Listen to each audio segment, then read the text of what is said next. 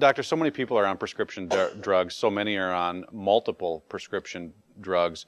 What do they need to know about what potentially those drugs are doing in terms of nutrients to their body and possibly depleting and causing other problems? I'm doing a lecture in November of 2013 in Las Vegas at a convention called the AMMG Conference, the Age Management Medicine Group Conference. I'm the chairman of that organization. Mm-hmm. We'll have 600 doctors there at our meeting. And I'm doing a lecture on the implications of polypharmacy on the aging process. So all of these drugs that you're taking, what are the implications on how you're going to age and how you may accelerate your aging process? It is an area that, with my patients, people that come to see me are on 6, 7, 8, 10 drugs. Mm-hmm. Most of them are really not needed. They're on 3, 4 blood pressure medicines. Nobody ever said to them, hey, do you snore? Do you snore?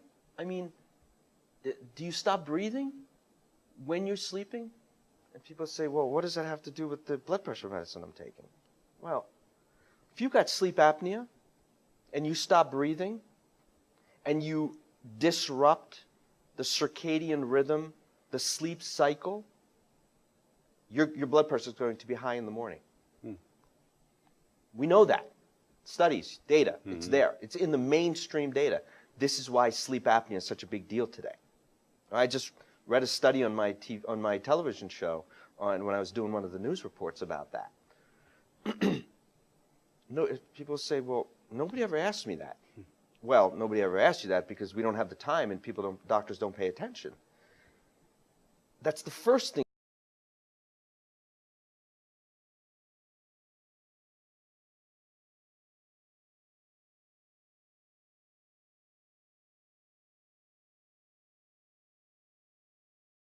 You're down to one drug.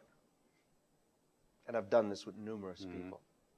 So every one of those drugs, everybody comes in on a cholesterol drug. Everybody comes in on a blood pressure medicine. Everybody comes in on a stomach medicine, right? Everybody's got a terrible belly and digestion. Go eat your burritos and your tacos, but don't forget to take that drug before you go out. Right. This is what's wrong with us today, is the messaging is wrong. The message should be, don't be such a pig and eat that crap. Make better food choices, and you won't need that drug before you go out. Let's get you on a probiotic, and in anywhere from 1 to 3 months, you're off of that drug. Let's get you on some digestive enzymes, and you're off that drug. You need that diabetes medicine. I understand that. Let's get you on a probiotic. Let's get you on some cinnamon. Let's get you on some alpha-lipoic acid. Yes, I understand you're diabetic, fine. But let's make sure that those nutrients that are depleted are repleted or put back into your body. I understand that you have high blood pressure. No problem. But what about taking maybe a little bit of Hawthorne, all right? Maybe some PQQ, and maybe some other new nutrients that we may have that may help lower that. Let's fix your sleep apnea, and instead of being on 4 drugs, maybe you'll be on 1. So that's what I do. I look at people, I spend the time, and I make sure that I don't look at you as a heart, a brain, a kidney, a liver, or a spleen. I look at you as a person. I want to make sure that your stress levels are taken care of.